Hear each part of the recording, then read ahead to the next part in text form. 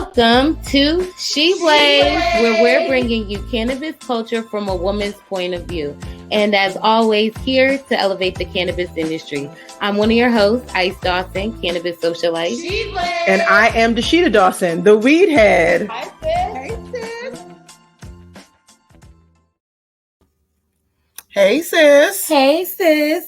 On today's episode of She Blaze, Louisiana governor signs decriminalization law. DPA and ACLU drop 10 facts to end the war on drugs. And Connecticut passes adult use. But is it lit? We're going to talk about that. But let's, of course, first jump into our high of the week. And my high of the week is actually still riding from last week's high of the week. I'm still representing pride and equity today. Really excited to celebrate happy Juneteenth for everyone. But we are, of course, working on this Juneteenth. Yes. It's Juneteenth, y'all. Yes, happy Juneteenth, everyone. I am happy Pride. We got a lot of happiness during this summer. But, feeling a lot of type of ways about Juneteenth, but She Blaze is being on the road too. So thank you guys for bearing with us on this wonderful Juneteenth. So we want to tell y'all all the cannabis tea so y'all can get out there, get to y'all barbecues and enjoy your time with your family, friends, talk about family traditions, maybe talk about how cannabis could save the world and how it was like, the slaves plant and how it can give us generational wealth. But yeah. That's actually a great way to celebrate Juneteenth with some real facts around how we can free ourselves in our current situation. With that being said, you ready to get into the hot topics okay, for this week? Let's go, sis. Right, I start preaching, y'all, preaching. And so our first hot topic is to talk about some dispensaries out in Massachusetts that could potentially face a fine with just having so many businesses and not being in compliance. And we talk about it all the time. So I want to talk about a little bit of this tea. So one of this big MSOs out of Massachusetts called Tilt Holdings actually had exceeded the state's licensing cap. So according to Massachusetts regulations, they can't have more than 3 licenses of any type in cannabis industry. And so they've been trying to just sell off their license, selling it off by their deadline, and doesn't seem like they'll be able to dissolve their last final sell-off before the deadline. So they may be fined half $1 million. Wow. Well, Massachusetts is one of the states that was really deliberate about trying to protect small businesses. And so they have a number of these type of barriers. And I think New York is actually interested in implementing in the same way, where you can't have more than 3 in a stackable way, because in California, a lot of big companies basically play Tetris with the licenses in order to create vertically integrated massive businesses. And so I'm happy to see that there's at least an urgency around it. I will say, though, if I'm Amazon, and this is why we talk about Amazon getting in, $500,000 ain't nothing but a little change. And so it's one of those things that are like, what happens if they do keep it longer than the time period and they maybe pay that fine? Is there further fines? Is the Massachusetts Cannabis Commission going to be like, the French Open and say, if you don't come, we're going to get more fines, you may get disqualified? Like, what happens down the road? Because I do think there are going to be companies big enough eventually that financial cost isn't going to be such a hefty lift. Yes, I mean, it definitely won't be hefty for Amazon, but I think these are ways to show how we can cap licenses without capping licenses. I think there's a part of me that feels like states are legalizing and they're trying to cap all these licenses so the MSOs won't get in, but they're actually putting the burden more on the everyday people that want to get in. So this is more how licensing caps can benefit. And MA has only been up for a little bit of time too. So, they caught this quick versus California is taking 3-4 years, 5-6 to know what's happening in these big stackable companies. Yes. And we say compliance is everything. Yes. And so part of what they're supposed to be way better at than the legacy market is compliance.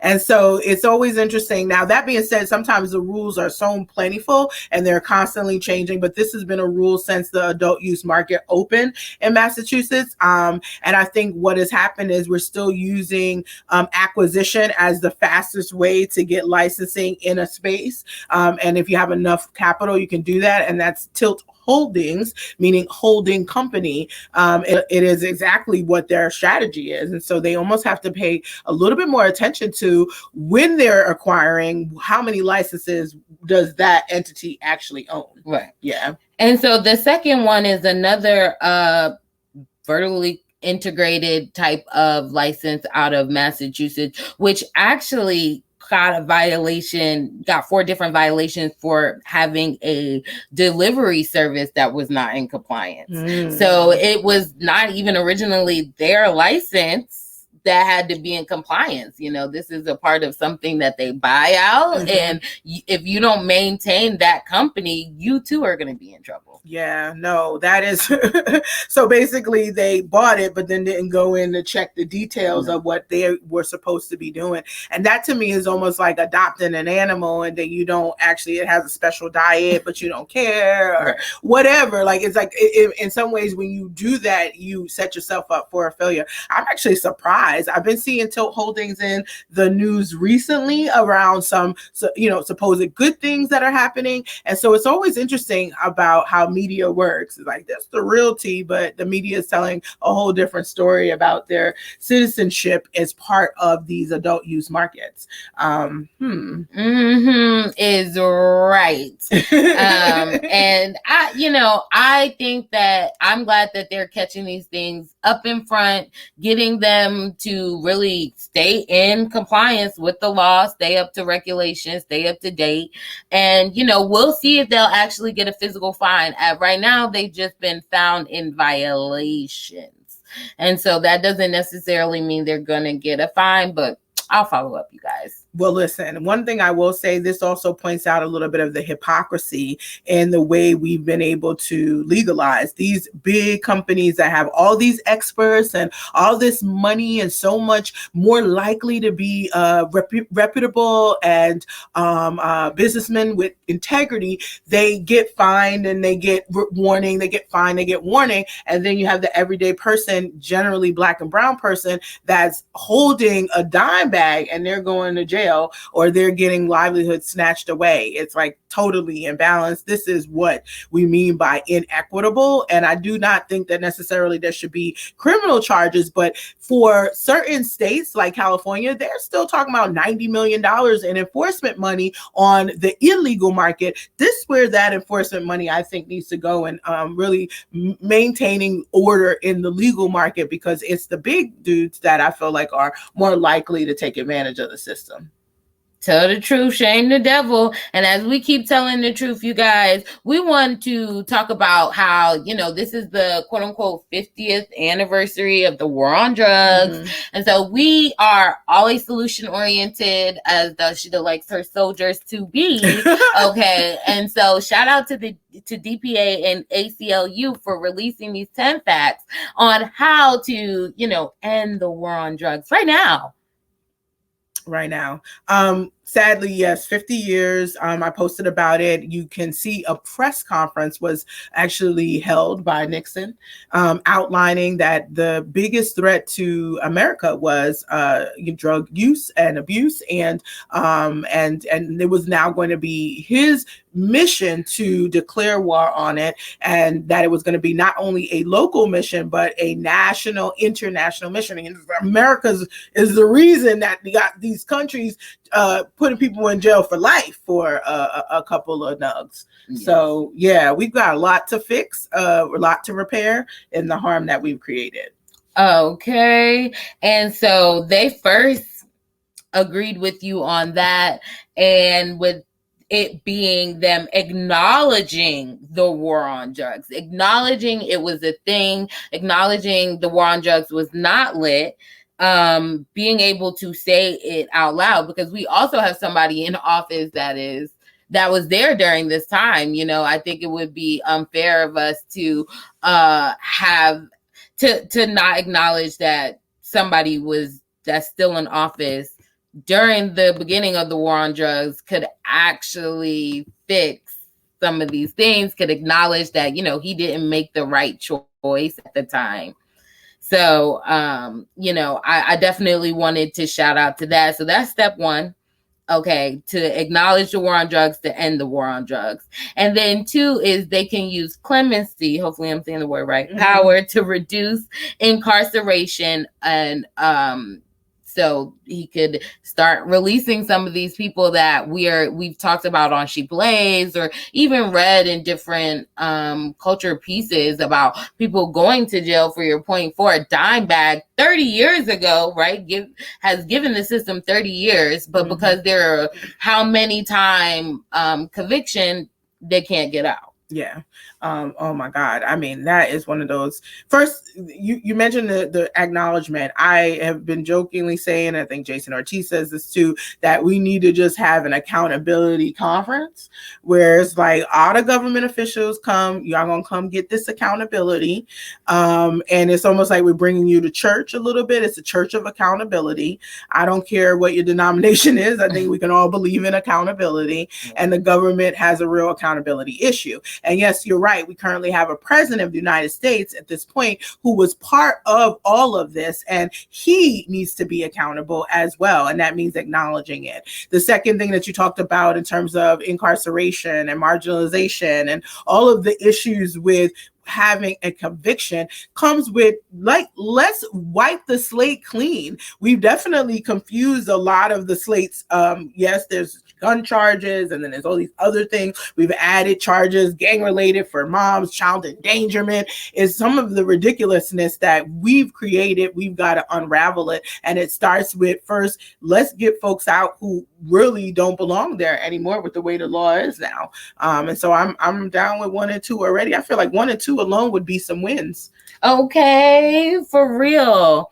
Number 3, direct, this one might be a real favorite, direct the Department of Justice to divert resources away from the war on drugs and their worst policies. So that means the DEA can finally end the eradication suppression program. I mean, like, yes, the name itself tells you that you probably should not be doing this, considering how much money the federal government is getting in cannabis tax revenue right now. Even, yes, the federal government is still getting tax revenue even without a federal framework. So people making money, and communities still struggling. And yes, the diversion really has to happen. It's almost like it should happen years ago at this point, once California legalized, to be honest. Heck yeah. And I mean, ultimately, I just feel like what they could totally use the money in other places too. So it's like, war on drugs is like the last thing on the Justice Department's list that they really got to worry about. You know what I'm saying? Like, it's not the cartel that's doing the crazy stuff in America here. And that is a stereotypical thing to say too. Next one is fund harm reduction services and alternative policing.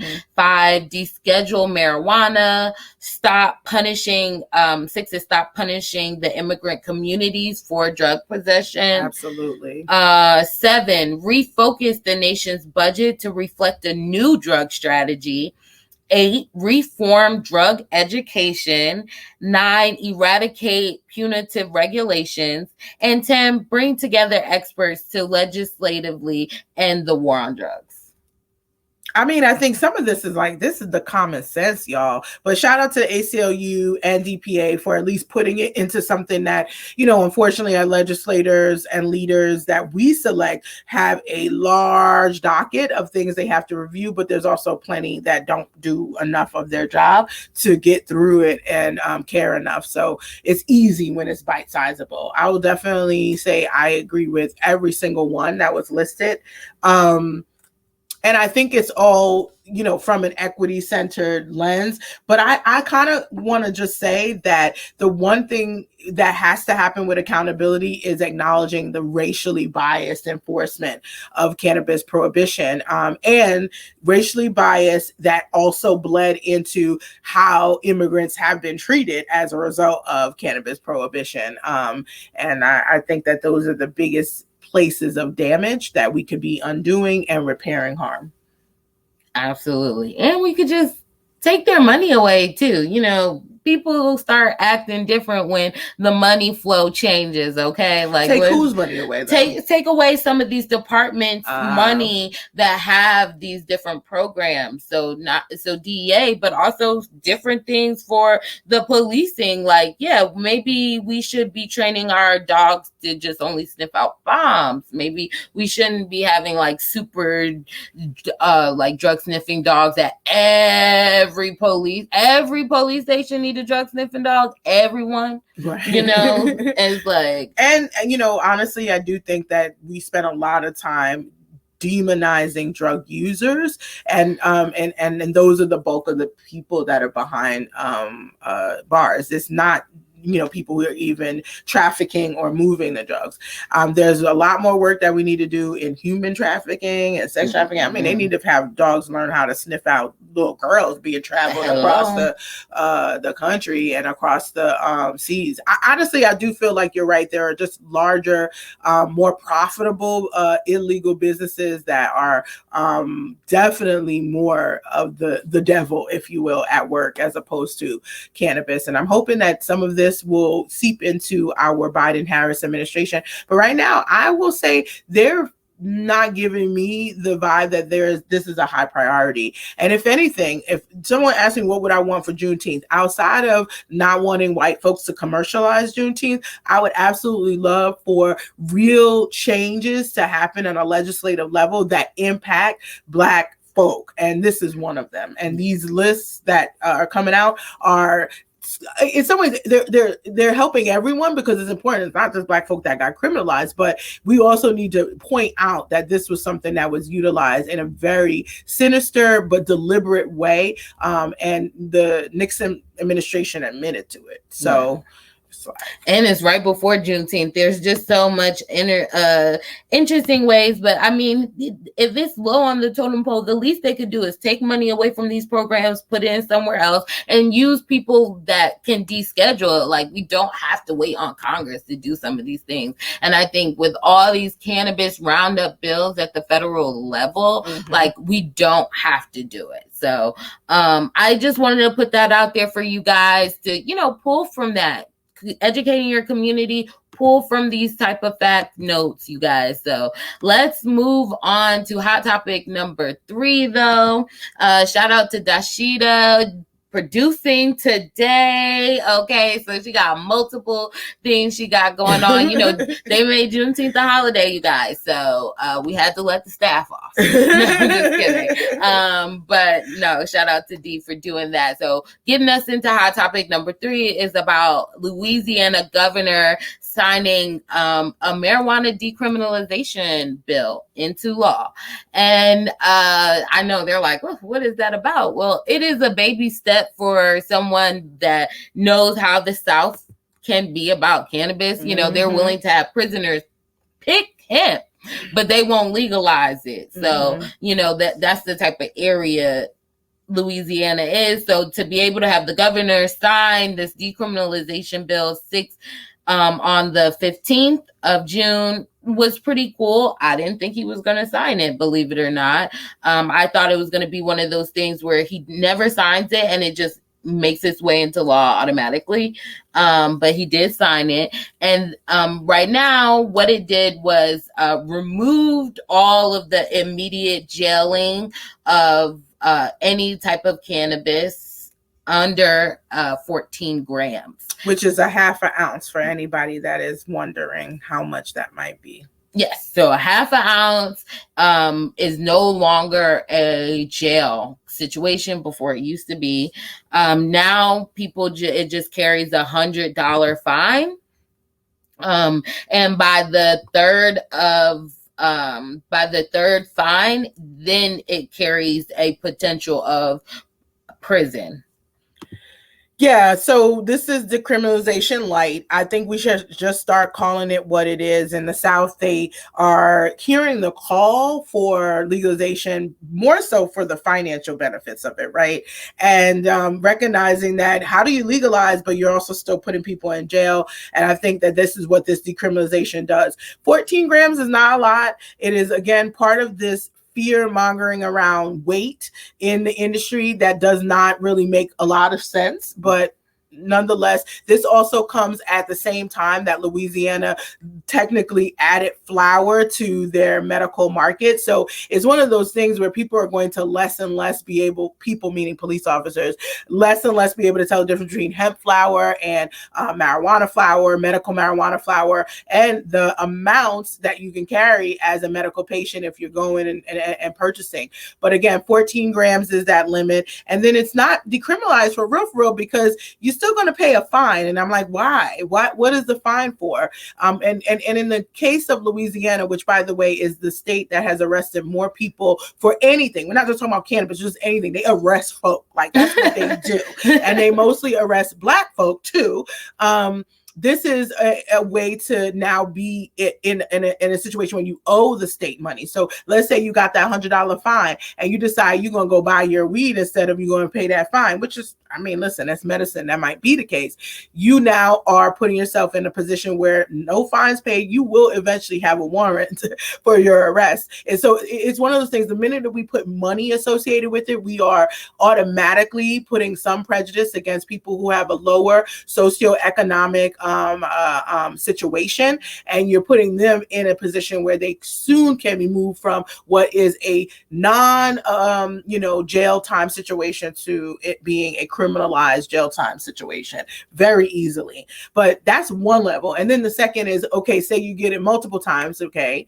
Now, third time, you are now looking at jail time. So it's, again, decriminalization light, because real decriminalization for the advocates that really want to understand it is that the plant is a plant that grows. In some states, grows without even really trying. That'd be Oklahoma's out of the sidewalk, hemp is growing. And we shouldn't be harassed or policed about it, period.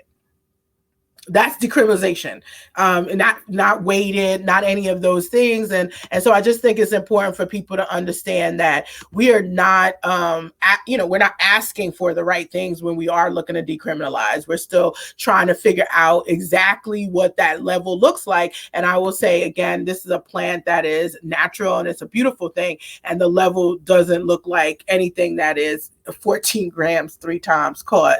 Now you're in jail. Just saying. Yeah, I was here for it for the half an ounce because I mean I could be guilty of carrying more than that at any given time by accident. Like you're like, oh shit, all this, it just happens. But the third time you potentially have to could you go to jail for up to without like 2 years, like that's too much. Like, either you're gonna let us do it or not. Like, it's not a DUI, you're not crashing no cars, you could just be smoking in the area, people smoking cigarettes, which we know kills. I'm like, it's not that big of a deal, we'll live. So I do think he could have did a better job at not even, I feel like he wanted a pat on the back for this too. Like, cannabis is changing, Louisiana's changing. It may not happen now, but it's on its way. And it's like, you're not going to get a pat on the back for this, son. No, and I think that that's where we need to get more Black and brown people out to the polls and really tell folks how you feel and stop waiting for the white people in charge and to Louisiana to make it legal the right way for you, because it ain't going to happen. The people who we work with and we know of there, the struggle is real. Uh-oh, it looks like we may be with some internet challenges. Ooh. Oh my goodness. And it looks like we're back. Mercury is in retrograde for us all as well. But yeah, no, we perused through the bill here, and it's something that we have to correct. You do have a limit of how many times you get caught with the 14 grams before you're facing more penalty. So it is, that's something that I'm a little concerned about. But I do think that that's part of the challenge that we have with these laws, is that we're not going to necessarily know all of the rules. There's a lot of fine tooth. I mean, in New York, for example, people keep saying you can have in the house up to 5 pounds or some crazy number. And I'm like, where in the law does it say it? Can you please point it to me? And Ramon, for sure, we appreciate you and your commentary. So drop the links in the chat if you feel like there's another place that's referencing it, that's telling us different. But for the work that we're doing, what we're finding is that it's the Black and brown communities that don't know as much of the detail. In New York and New Jersey, by the way, getting lit still has its limits as well. So I'm not even just calling out Louisiana. Right. New Jersey, basically, if you're caught in any type of home cultivation in any way, shape, or form, it's going to be jail time or fine time for you in a huge way.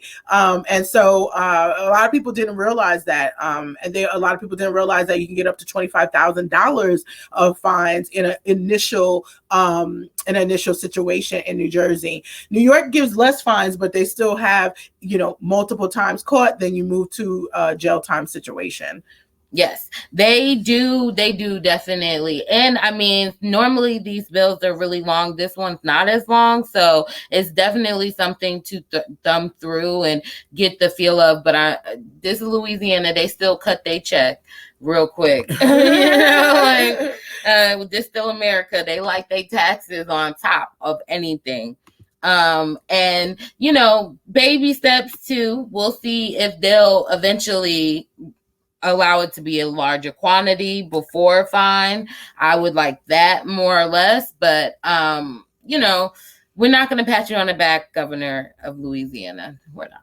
Yeah, I'm not sure if I'm ready to do that either, but I will say is we need to watch Louisiana because there's still no equity, really. I mean, we still have a limited licensing situation. The schools have the licenses, and then they are able to contract with private companies to do the growing and eventually manufacturing. And what I found is that there still doesn't seem to be any light at the end of the tunnel about changing the licensing framework. And as long as that's the case, then an illegal market will always exist, as it does in every single state. And Black and brown folks are going to be the ones who are still caught up in that, because it does not matter about cannabis legalizing. It's not solving racial bias and profiling, racial bias and policing at all. And so if you happen to just be caught because that day you got bias profile, then you are going to see some challenges in Louisiana. Facts, yo. And it seems like even in adult use, you're going to see some challenges too. So let's just get into this hot topic so we could go ahead and hear about Connecticut and get on with our Juneteenth, child. Because Connecticut, I was happy at first, and then I read it and I was just confused. I'm for real. I definitely was confused about Connecticut's legalization. We didn't touch on Connecticut too much because I'm going to be honest, you guys. I just thought it was not going to pass. I just thought it was done. Next session, definitely. But this session, not so much. And it did. Well, actually, to be very clear, it didn't pass this session. It passed in a special session after the session ended. And that's partly why we all confused. So, yes, Connecticut legalizes an adult use cannabis bill.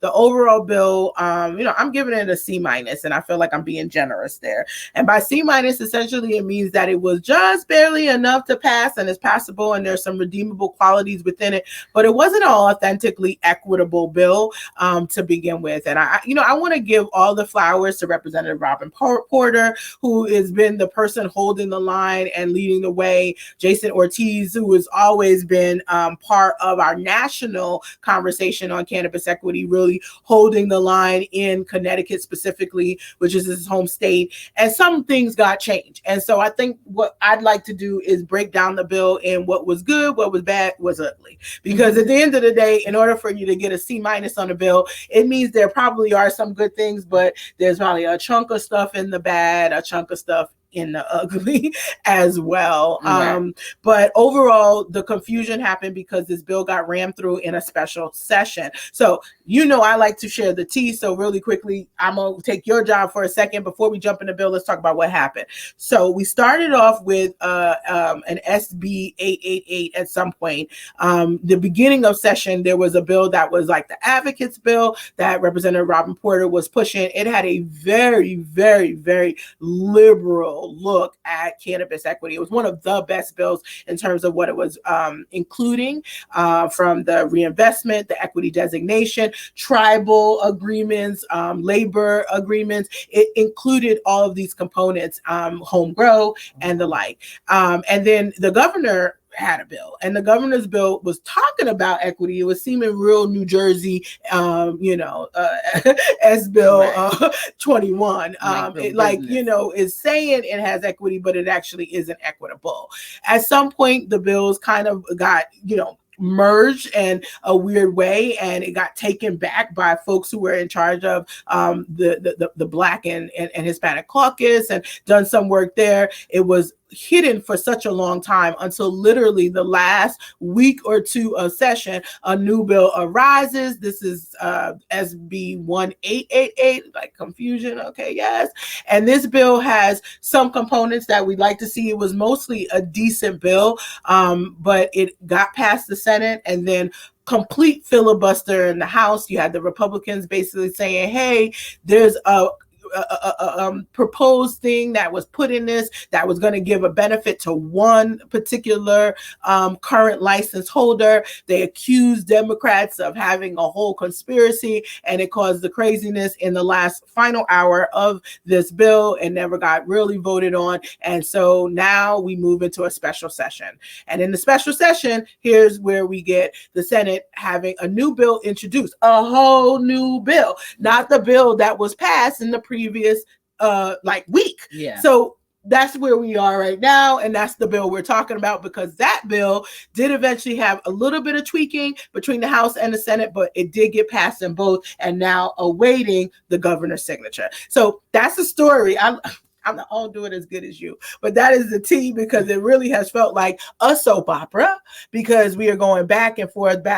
It is just ridiculous. Yes. I mean, I'm glad you broke it down, because somewhere around the go back to, I was lost. I was like, what? They what? Yes. I thought they...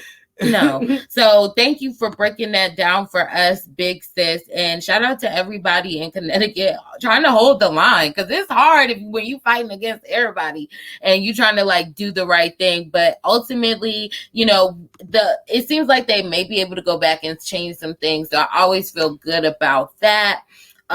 According to some of the notes I have, that they have home grow. So that's always a good component, because we've seen legalization happen with no home grow, and it's whack. So, right there, I feel like, okay, cool, and then they're they will immediately allow 1.5 ounces on the person starting July 1st. So, possession is decriminalized, so you can walk around with cannabis immediately. So that's always a good feeling in the bill. And they did put in a few things, I believe. I don't know, you might have to check me on it, but they did put in some protections for rental tenants, students at institutions, and professional license around being able to have cannabis use and testing positive for cannabis. They also can't be discriminated against. They also have something about the Department of Children and Family Services not being able to take away children for cannabis use. So that is, shout out to them for doing that. Definitely thought about it. 18 to 21, they basically they're giving civil fines. They're not trying to have any jail time, just community service and civil fines. And then minors under 18 will not be arrested for simple cannabis possession. They will actually go off with a warning, and then after a certain amount, they'll have to go to juvenile court of straightening out community service and stuff. So I got to shout out SSDP again, because a lot of these things are, what Jason Ortiz is for sure, again, nationally having conversations about the importance of all of these type of things in bills. There are a lot of mature states that do not have this level of protection. And, so I'm this is what's good about the bill. We are setting precedent about how we treat young people, particularly young people of color, what protections you have for students as well. This is really good. This is stuff that will, I think, eventually be held over into other implementation areas. So like there are a lot of theoreticals in the New York bill, and the Office of Cannabis Management gets to kind of go in and say, hey, these are some of the details. We had to fight for it in New Jersey. Like one of the holdups with the governor signing is because he was still telling, sadly, Black and brown leaders that they was going to put some penalties in place to keep young people from using it. But that penalty is not sending the police for our kids. No. So I'm happy about this. I can't express it enough. But I do feel like there are still some mistakes here when we think about, again, the national landscape and what states like Massachusetts and New York, which sandwich in Connecticut, have done. And it's almost like, are we learning from what we've already done? And so if you have other good stuff, please, let's add it now. If not, we can move to the what's bad, because this is what's keeping it passable for sure. I don't have much else, more. You guys. Sorry. But it let's just get into the rest. Okay, so let's talk about what's bad. And some of what's bad to me, honestly, comes from being a science person first and foremost. And even though we don't recognize that these things matter, the weight, all these limits and the decriminalization aspects that are aligned with it, this is bad when we keep letting things go into law and it doesn't make sense math wise, science wise, like it's not adding up. Right. So there's a whole section on the decriminalization of possession and use, and we are, like we said, the 1.5 ounces, which for most people, again, an ounce is 28 grams. And so we were just talking about Louisiana is giving you 14 grams, a half an ounce is what you can walk around with. This case is the 14 plus the 28, so what is that, 42 grams?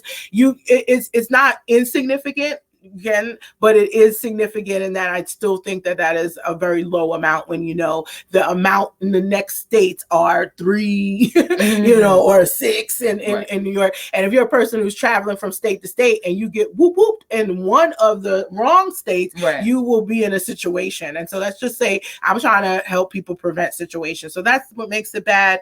And then honestly, there's you do concentrates, you understand concentrates, but folks don't understand concentrated cannabis. And the legislators are putting numbers on grams of concentrated cannabis that don't align with the flower. It's like almost glaringly wrong. And everybody that has read the bill that in the last week, when it again, we only got a week to really look at it, got rammed through, but in the last week everybody has said these are numbers that don't make sense at all. And if it don't make sense in science sense, we are potentially locking up folks who are based on what? Crazy?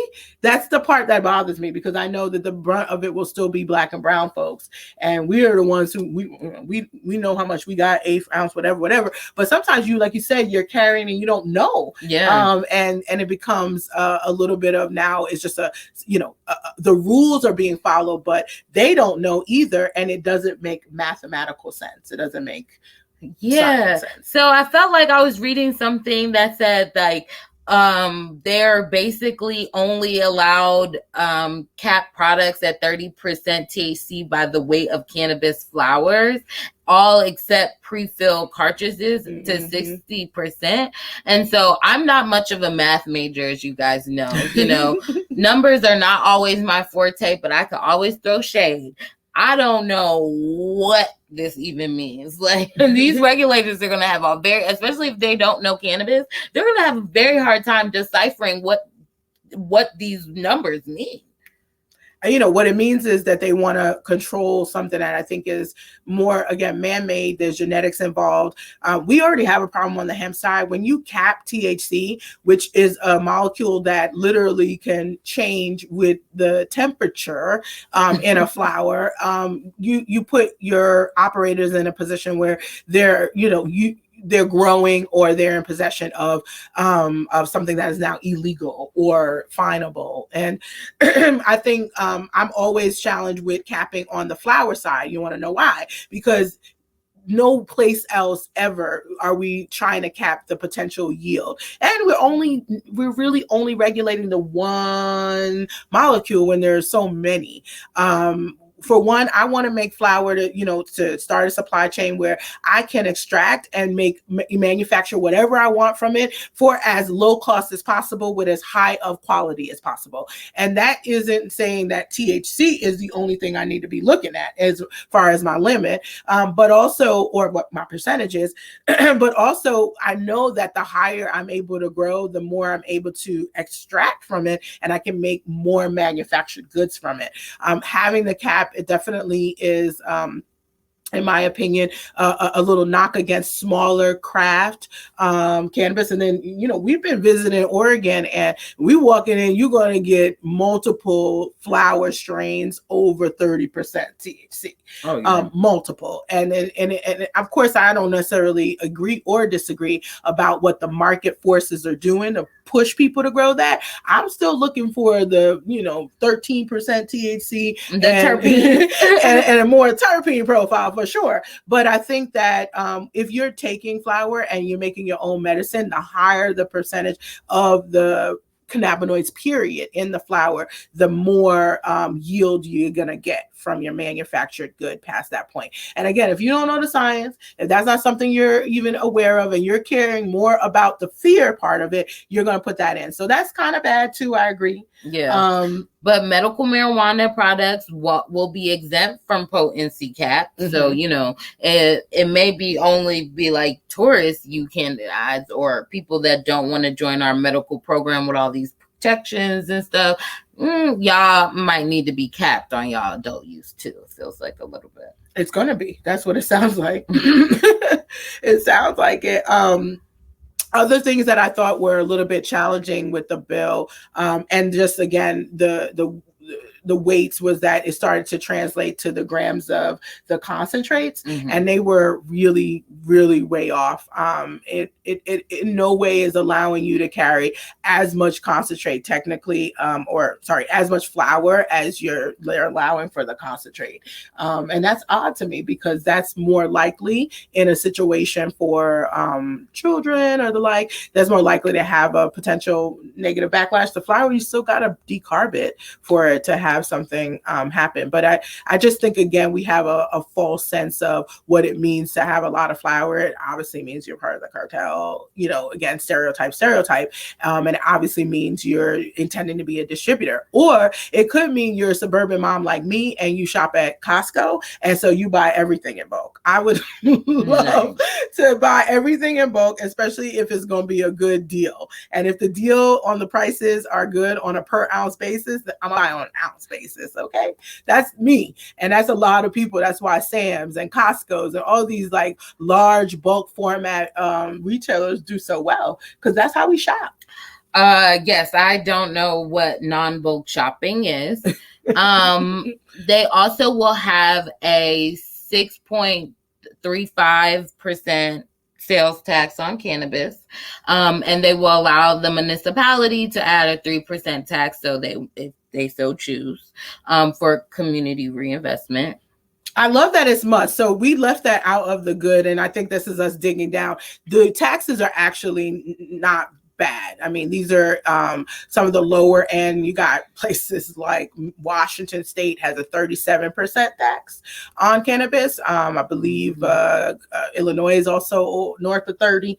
And so this is comparable to New Jersey. And then the 3% municipality choice tax, that's similar to the city of Portland, where this case, though, it is requiring that it's community investment. Now, what folks got to do is recognize that the municipality then has to come to the table with how they're going to spend the money if they are going to implement it, and you got to watch it, because sometimes people believe community reinvestment is public safety, and that equals police. And when I say people, I'm talking about the city of Portland up until last year. So I nobody gets denied the shade when it's happening. We have to call it out, and thankfully we fixed that in the city of Portland. But don't sleep on that in your own jurisdictions. In Connecticut, you want to make sure you come to the table, and they're very clearly putting together a plan for that 3% cannabis tax revenue, because it's pretty hefty and it can be significant reinvestment into communities. Okay, that's fair. But then there's like, I don't know if I consider this I do know if I consider this bad. So basically they have created some type of licensing cap per 25,000 residents. Very, very sounds really complicated, to be honest, but it's like, what is the licensing cap for per resident? Doesn't sound like it's like separated by county or municipality. No, it's just to basically be one per 25,000. It's, again, the government being so worried that there's going to be some explosion of businesses that are going to be in the industry, which honestly doesn't sound that bad. It's like it's a growth industry. They're wanting to slow that growth and prevent it. And so it is going to be the case that there's limits, and it is a math problem, to your point, of like the residency and the number. And this is only until 2024. That's still a long time. It is a long time if things are starting July 1st, right? And it also is a long time. We haven't gotten to the ugly when we start talking about how the equity licenses are going to be dealt. But what I will say is that the reason this is bad is because I feel, again, we don't understand the market enough to impose arbitrary limitations. And it's like, who came up with the number? Who did you get advice from? What cannabis market expert told you, yep, and I mean expert meaning economist, told you, yep, this makes perfect sense with how much demand is going to be, and da-da-da-da. And I mean, if you're using your medical market with the 4 licenses that you have, that's probably not a good indication of what's going to happen with a much broader market. And a lot of legislators like to pretend like they don't know nothing about the illegal market or the legacy market. So if you tell me that, then maybe at least I can respect you, paying attention to what's going on. But yeah, no, I'm concerned about that. I feel like that's anytime there's a cap and it's arbitrary and literally no one could really explain it to me all that well, I felt like then it is a bad thing for me too. It's like, okay, we're just putting in place something that we're going to have to undo, or it can be inadvertently biased in the way it's implemented. Well, let's get any slave sharecropper model licenses. I want to hear about that too. What? You want to hear about that too? Well, that's ugly. But can I say one more thing that is kind of good, kind of bad? There is a social equity council. These are all new names, new things that are being established, and the precedent is based off of various different states that have been advised around the importance of an advisory body or group. I like to say, I feel like I've started this trend because we've been doing a lot of work around who gets to decide what the return on equity investment is, who gets to oversee. New York created a 1-person social equity officer, and then they have this advisory board that's going to, oversee. Well, similarly, there isn't an officer specifically, but there's a social equity council. And this council has a whole bunch of things listed as to how you get appointed and who gets to appoint. And it is a mix of a different types of background, and in some ways it's supposed to be good. What makes it a little bad and concerning is because this council is in this bill that there's a lot of folks that's like, yo, bet this is done. This is good. We got that. And honestly, what I then concern myself with is who will be appointed, and will they be people that really are for the people, or for a person or two or one or three or a group, and will they actually represent what equity really means? Because that's about the, how we segue or slide ourselves into the ugly, because that to me has been where I struggle the most with this bill, and why I started to talk about why I'm not celebrating in a false way anymore. I can't, all props to the national organizations that only care about legalizing because that's more important. It isn't anymore to me. Yes, we should be legalizing, but we got to legalize it right. Otherwise, all we do is kind of walk back the work.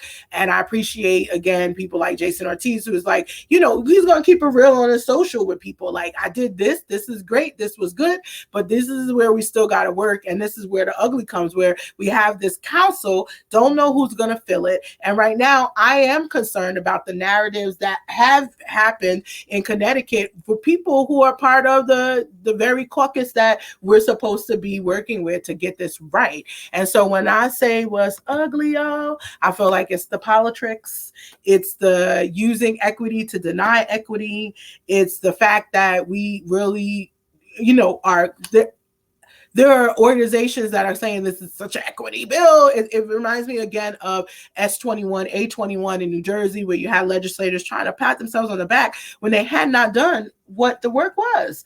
And it was, the other thing that bothers me is they can't say they didn't know.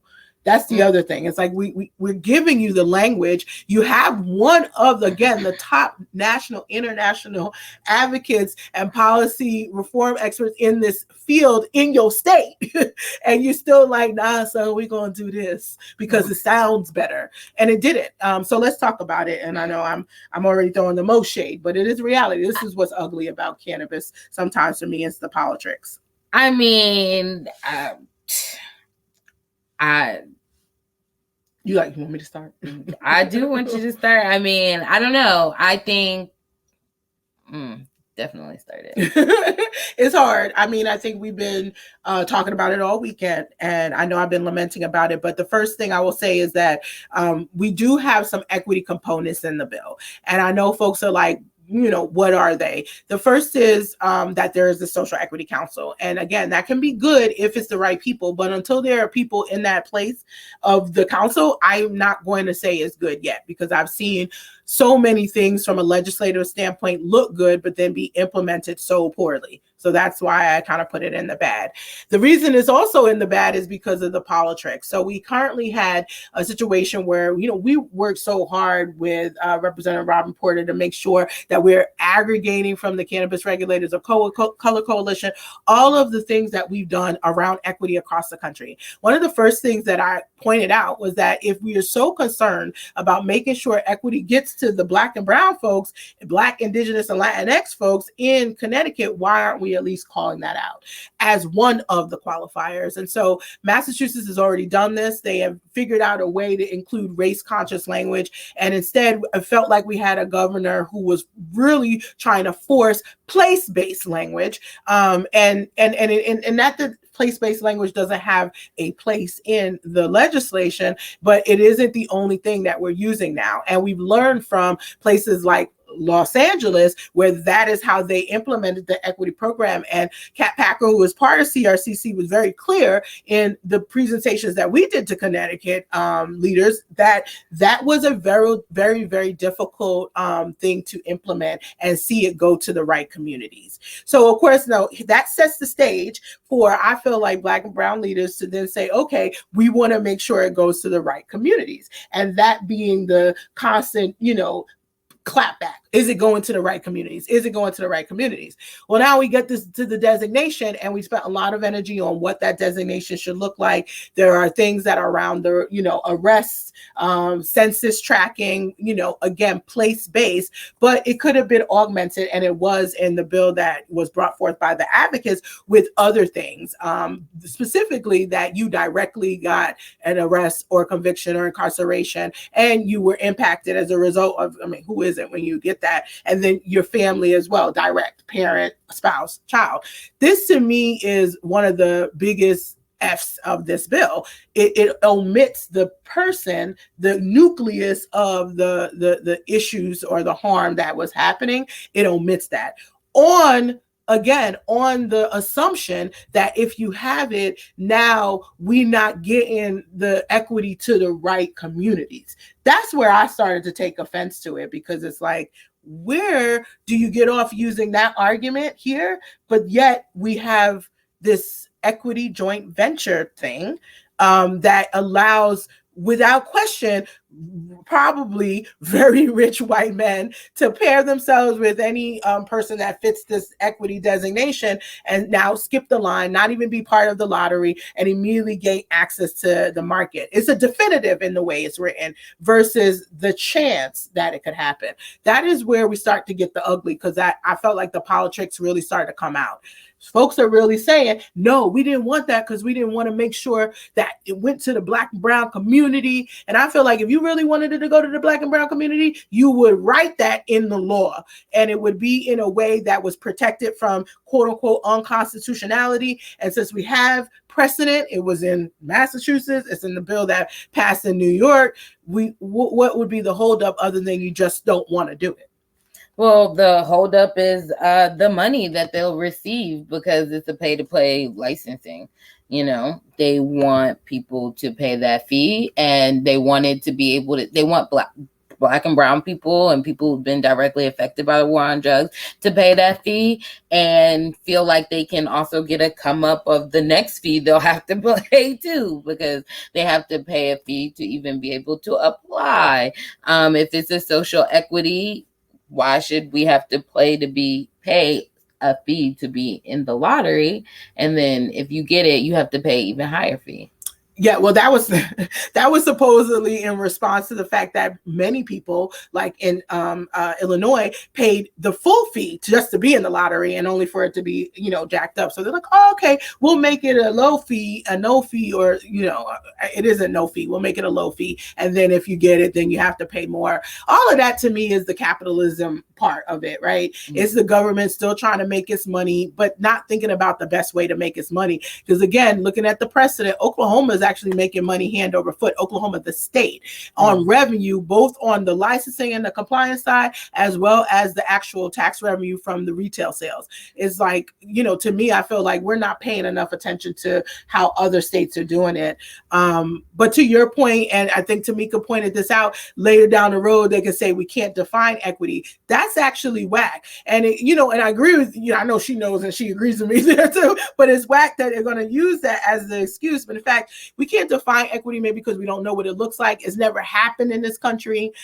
For me, social equity is about fairness and regulation, policy and law to ensure impartial access to our resources and other parts of our pillars of equity, economic, human, and environmental equity. And we don't have that. We've never had that. If you are a person of color, you never had that in this country, and maybe any other country, real talk, but definitely not in the United States. And so that's why we keep fumbling it. On the one hand, that's the one reason why I give a little bit of a pass to our Black and brown leaders, because I'll say, okay, maybe you didn't know which leader to follow, and you decided you wanted to go with your gut, and you didn't want to be the person that was letting white boys into the space easily. Although, let me just be real, that joint venture, that's exactly what that does. So I will tell anybody, and I will tell any Connecticut legislator, you did that by saying okay to that.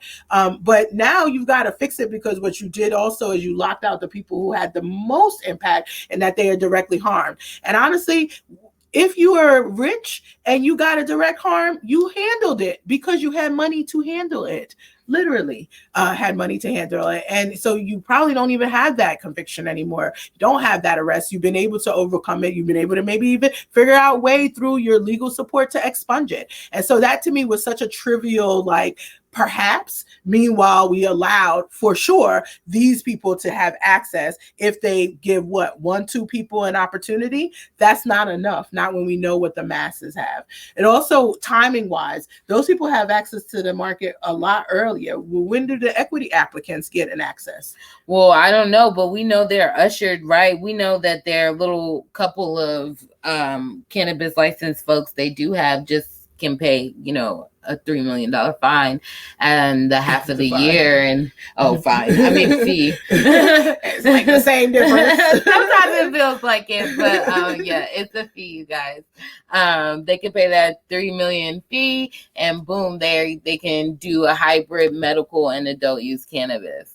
That's what Tamika has pointed out as well, that there really are for cultivators in Connecticut. I mean, which chosen the flowers, just saying. Yes, it's like, I don't know. I feel like they would have do better just trying to expand a medical market than trying to do a whole special session to legalize adult use. It's like sometimes you're just too eager, and then now you're going to fumble y'all bag and be like, oh, legalization didn't work. And it's like, well, y'all didn't even give it a shot. Well, listen, I really struggle with that because smart approaches to marijuana, Sam, that dude Kevin comes in every time talking about legalization didn't work. And I'm always there to be like, but it didn't work because we implemented it in a just very ignorant way, ignorance to science and ignorance to equity. And in this case, I really, again, what makes it ugly is that we're using equity to deny equity, and we have to call people out about it. And what I'm concerned about, of course, is that this whole narrative of what clause that really belonged in there, which was, again, you got direct impact, is no longer there. And they're saying they took it out to save the Black and brown folks their equity. That's the BS. That's the same as telling us that this is the devil's lettuce, but it's our own people doing it. And so that's when I'm like, okay, well, what can we do? And I will say I don't want you to save me, shit. Right. What can we do? We need to re-educate. And, we can't blame everybody in the caucus for voting this way. It was a good majority that supported this bill as is and didn't understand what the nuances are. And that's okay, baby, because I'm here to tell you what the nuances are. And I'm going to give it straight, no chaser, New York style, because I do think that it's important for the legislators to understand what you're giving away and what you're giving up and who gets impacted as a result. And let's not sleep on the fact that now we have to think as a region. It is no longer a state, because people drive through without an issue. So there's a region that you now have to consider. And if I'm Massachusetts and I'm any of the people who have to oversee the market there, I got some questions and I want to talk to cannabis legislators and regulators in Connecticut. And if I'm in New York, I got the same issues as well. I definitely think Connecticut is setting themselves up to be squeezed in a way from the THC limit situation, from the licensing. They're going to be squeezed in a way that's going to be challenging. You might also get a lot of people leave the Connecticut market, a lot of that legacy market leave the market, because if I could get right into New York in less than an hour, why not just get a license in New York? Why not go get my license in Massachusetts? Like I feel like I am thinking also about that community. And if I was advising anybody in the legacy market, I'd be like, look in New York, bro. How quickly can you get to New York? Okay. Well, hopefully they can make some quick amendments by the next session. So, or if they just keep doing special sessions, I don't know. But I do think they'll have time to make amendments. Definitely pick some good regulators so they can have some influence on these lawmakers to make amendments to the law to help them better regulate it. Start put pressure on their necks now, because we know what's going to happen. I'm down for it. I think Tamika called it as well. New Jersey, New York, Massachusetts, Connecticut, even Pennsylvania, because they have a very liberal medical market. We all need to be working together. I thank God that we in everybody's tea. We are. This is what we do. And so next week we may be talking about what's going on in New York, because guess what? We haven't gotten any announcements or appointments yet, and session is over for New York as well. So every step requires advocacy, whether it's legalized or not. We won, but we work is real. And I would say congratulations to Connecticut. It's a long time coming to have an adult use bill, recognizing we spent a year in Connecticut, medical patient, and understand the market. It's a good thing. However, it is just barely passable. I'm the parent that said, you gave me a C-, bird. All right. I mean, I'm going to take it, but you ain't getting no prizes off of this. Right. Well, we are in all the tea, always, all of the hottest topics in cannabis. And if y'all ever want to hear about us discuss the topic, definitely send that to She Blaze, and we will always try to keep on educating people about cannabis and about all the things that are done under these sheets and streets, like, you know, big MSOs being fined. We will call you out every time, all kinds of things. So thank you for joining us. Thank you for breaking down that bill. Ooh. And there's more. I got to write it out, I think, more than anything else. But it's okay. We can celebrate a little bit. Happy Juneteenth. We are slowly but surely. Here's the thing. We're celebrating Juneteenth, but we're still not free, y'all. And I hate to say it like that, but every day we fight for freedoms that should have been given a long time ago. Really. They stole our money. Among other things, dignity, families, our livelihood, and we're looking to get it back. So I'm excited about what we do. If they're looking for how to give money to us for reparations, legalize cannabis in the right way, and that should be equaling out some reparations. Give us the taxes from that. It should start. It's hard to talk reparations from slavery, but definitely. Oh, I don't think we could do slavery. We gotta do 50 years, y'all. Come on, we not even that rich in America no more. Yes, exactly. It's the three people that's that rich. Yes, so maybe they can give us reparations. But to your point, yes, for the 50 years that we have been under the war on us, on drugs, so to speak, we do deserve to be repaired, complete restitution, and restored. And some of this is directional, but it isn't quite there. And it's okay. We can call everybody out on it. And if you really are trying to be about it, you want to be an advocate, then it means you have to be ready to step up and say some of the more difficult things to say as well. I'm here for every minute of it at this point. I know that's right. Well, thank you guys for joining us, and make sure you binge us anytime on YouTube, Spotify, Audible, Apple Podcasts, anywhere. And subscribe to us at theweedhead.com. Yes. And where can folks find you, Ice? Oh, on IG at Cannabis Socialite. Of course. And I am always Dasheeda Dawson on Twitter and IG. I've been sounding off a little bit more on Twitter. Sometimes it pops in my head. I'm literally in a meeting and I'm like, no, I got to say something, even if I can't say it in the meeting. Yes. Well, get them tweets in, child. It's, you know, how they communicate in politics. Yes. Well, thank you guys for joining us for another week of She Blaze on the road at that. Okay, more like on the run, child. Well, let's get back to running to our Juneteenth events. We will see you guys next week. Have a great one. Bye. Bye.